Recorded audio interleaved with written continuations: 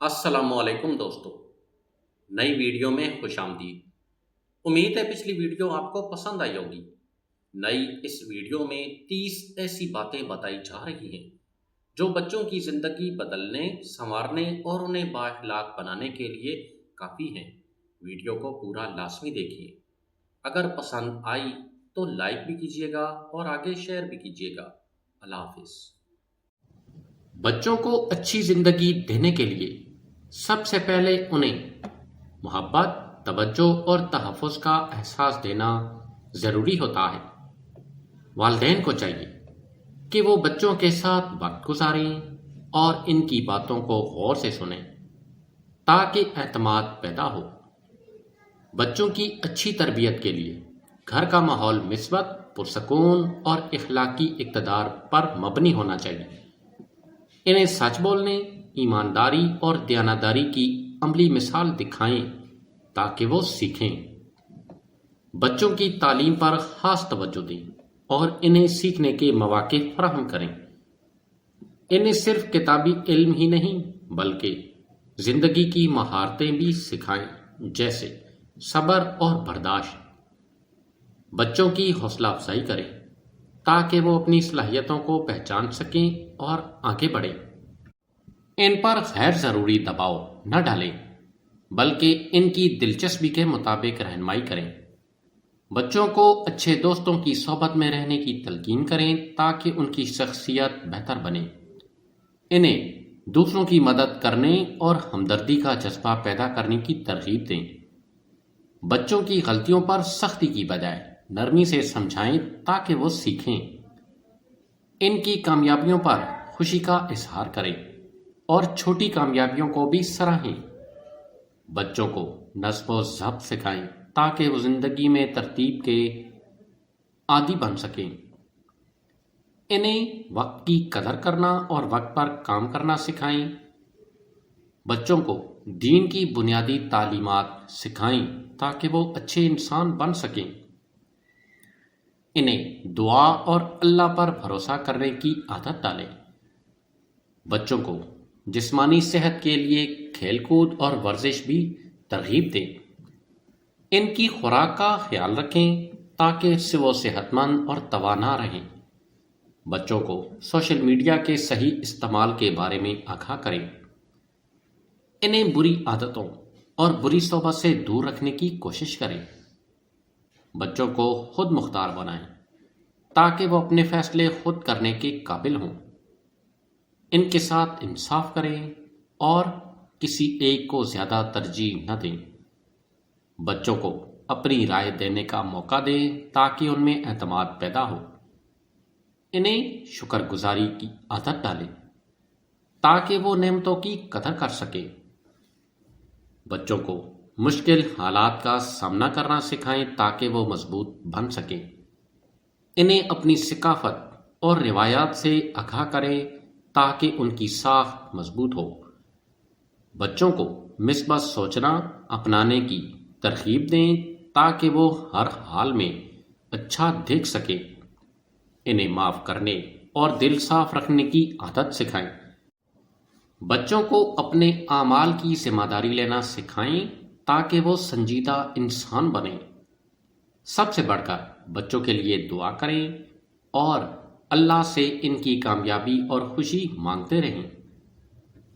ہر والدین کی یہ دلی خواہش ہوتی ہے کہ ان کا جوان بیٹا کامیاب، نیک، بااخلاق اور دین و دنیا دونوں میں سرخرو ہو۔ اس مقصد کے لیے صرف دنیاوی محنت ہی نہیں بلکہ روحانی تربیت اور اللہ تعالیٰ سے مضبوط تعلق بہت ضروری ہے۔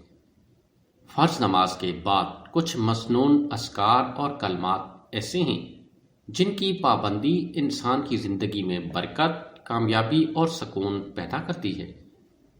بیٹے کو تلقین کی جا سکتی ہے کہ وہ ہر فرض نماز کے بعد اخلاص کے ساتھ استغفر اللہ کم از کم 100 مرتبہ پڑھے۔ استغفار گناہوں کو مٹاتا ہے، دل کو صاف کرتا ہے اور رزق و کامیابی کے دروازے کھولتا ہے۔ قرآن و حدیث میں بھی استغفار کے کثرت سے بے شمار فوائد بیان ہیں۔ اس کے ساتھ وہ سبحان اللہ و بحمدہ بھی 100 مرتبہ پڑھ سکتا ہے، جو اللہ کی پاکی اور تعریف کا بہترین ذکر ہے اور انسان کے درجات بلند کرتا ہے۔ اسی طرح لا الہ الا انت سبحانک انی کنت من الظالمین، حضرت یونس علیہ السلام کی دعا بھی بہت مؤثر ہے، جو مشکل حالات میں کامیابی اور آسانی کا ذریعہ بنتی ہے۔ تاہم یہ بات یاد رکھنا ضروری ہے کہ صرف کلمات پڑھنا کافی نہیں، بلکہ نیت کی سچائی، حلال رزق، محنت اور اچھے اخلاق بھی کامیابی کی بنیادی ستون ہیں۔ جب ذکر، دعا اور عملی کوشش ساتھ ہوں تو اللہ تعالیٰ یقیناً کامیابی عطا فرماتا ہے۔ ایک شہر میں ایک نہایت امیر تاجر رہتا تھا جس کا نام حارث تھا۔ اس کے پاس بے شمار دولت، بڑی بڑی جائیدادیں اور کامیاب کاروبار تھے۔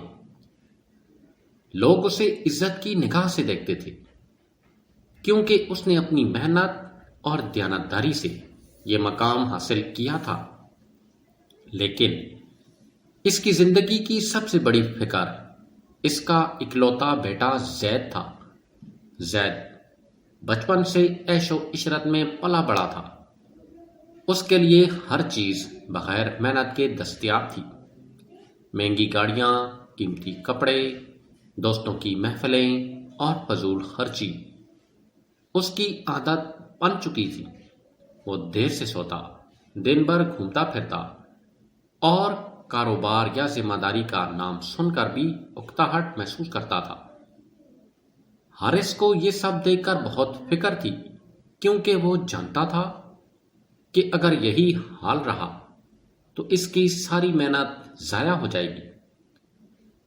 ایک دن حارث نے فیصلہ کیا کہ اب وقت آ گیا ہے کہ وہ اپنے بیٹے کی زندگی بدلنے کے لیے سخت قدم اٹھائے۔ اس نے زید کو اپنے پاس بلایا اور نرمی سے کہا، بیٹا، کیا تم جانتے ہو یہ سب دولت کیسے بنی ہے؟ زید نے ہنستے ہوئے جواب دیا، ابو، آپ نے محنت کی ہوگی، لیکن اب تو ہمارے پاس سب کچھ ہے، فکر کی کیا بات ہے؟ حارث نے گہری سانس لی اور کہا، فکر کی یہی بات ہے کہ تم محنت کی قدر نہیں جانتے۔ اگلے دن حارث نے ایک حیران کن قدم اٹھایا۔ اس نے زید کے تمام اکاؤنٹس بند کر دیے، اس کی گاڑی واپس لے لی اور اس سے کہا، آج سے تم اپنی زندگی خود سنبھالو گے، میں تمہیں صرف 1 مہینے کا وقت دیتا ہوں۔ اگر تم خود کچھ کما کر دکھاؤ تو میں اپنا کاروبار تمہیں سکھاؤں گا، ورنہ تمہیں میری دولت میں کوئی حصہ نہیں ملے گا۔ زید کے لیے یہ بہت بڑا جھٹکا تھا۔ اس نے کبھی سوچا بھی نہیں تھا کہ اسے اس طرح کی صورتحال کا سامنا کرنا پڑے گا۔ پہلے چند دن وہ اپنے دوستوں کے پاس گیا، لیکن جب اس کے پاس پیسے ختم ہو گئے تو دوست بھی دور ہونے لگے۔ مجبور ہو کر زید نے ایک چھوٹی سی نوکری تلاش کی۔ اسے ایک گودام میں کام ملا، جہاں اسے سامان اٹھانا اور تربیت دینا پڑتا تھا۔ شروع میں اسے بہت مشکل پیش آئی، اس کے ہاتھ چھل گئے، جسم تھک جاتا اور اپنی پرانی زندگی یاد آتی، لیکن آہستہ آہستہ اسے محنت کی عادت پڑنے لگی۔ ایک دن گودام کے مالک نے اس کی لگن دیکھ کر کہا، اگر تم چاہو تو میں تمہیں کاروبار کا کچھ اصول سکھا سکتا ہوں۔ زید نے فوراً ہاں کر دی۔ اب وہ صرف مزدوری نہیں کرتا بلکہ سیکھنے لگا کہ مال کیسے خریدا جاتا ہے، کیسے بیچا جاتا ہے اور کیسے منافع حاصل کیا جاتا ہے۔ مہینہ ختم ہونے تک زید نے تھوڑی سی رقم جمع کر لی تھی، لیکن اس سے بھی زیادہ قیمتی چیز اس نے سیکھ لی تھی، محنت، صبر اور ذمہ داری۔ جب وہ اپنے والد کے پاس واپس آیا، اس کی آنکھوں میں پہلے جیسا غرور نہیں تھا بلکہ عاجزی اور عزم تھا۔ اس نے کہا، ابو، میں نے کمائی بہت کم کی، لیکن میں نے زندگی کا اصل سبق سیکھ لیا ہے۔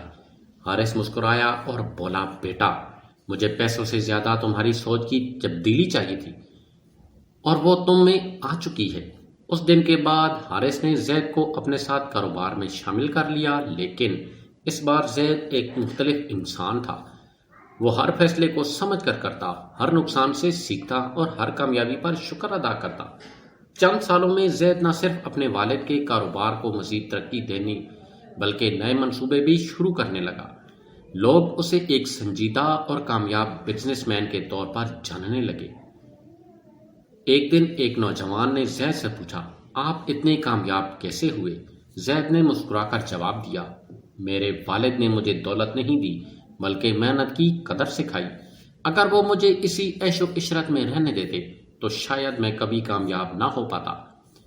یہ کہانی ہر والدین کے لیے ایک سبق ہے، اور بچوں کے لیے صرف دولت دینا کافی نہیں بلکہ انہیں زندگی کی حقیقت، محنت کی اہمیت اور ذمہ داری کا احساس دلانا زیادہ ضروری ہے۔ اور ہر نوجوان کے لیے یہ پیغام ہے کہ اصل کامیابی عیش و عشرت میں نہیں بلکہ محنت، صبر اور سیکھنے کے عمل میں چھپی ہوتی ہے۔